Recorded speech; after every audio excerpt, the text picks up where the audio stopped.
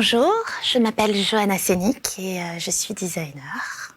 Et depuis quelque temps, il y a quelque chose que j'entends dans toutes les conversations, c'est que les femmes ont envie de s'habiller de façon plus intelligente, de consommer pour du long terme, de consommer éco et de consommer aussi en prenant l'humain en considération, parce que sinon ça n'a pas de sens d'essayer de faire des choses éthiques si on oublie les gens qui sont derrière.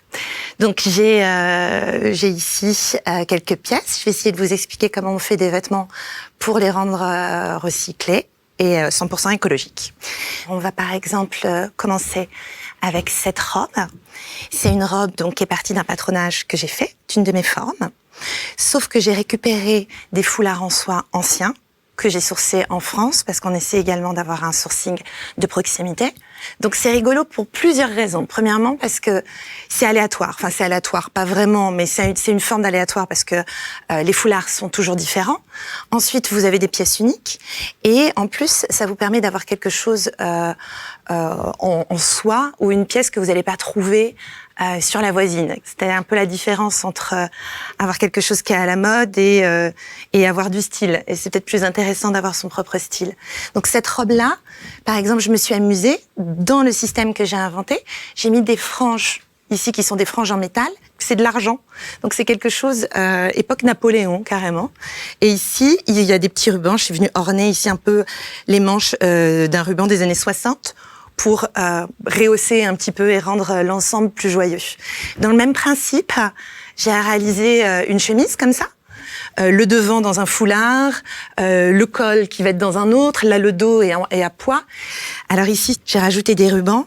Ça, ce sont des rubans pareils, des rubans époque Napoléon. Ça, c'est du fil carrément de métal doré. C'est-à-dire que c'est des choses aujourd'hui qu'on pourrait pas produire techniquement si on le souhaitait. Voilà. Dans la même idée, dans le même esprit, ça c'est une veste, vous pouvez voir, qui est entièrement en coton bio reconstitué. Et là, on l'a ornée de galons. Ce sont des galons, pareil, qu'on pourrait pas reproduire, c'est un stock que j'ai trouvé, qui se trouve maintenant en Normandie, et dont je suis la seule à avoir accès.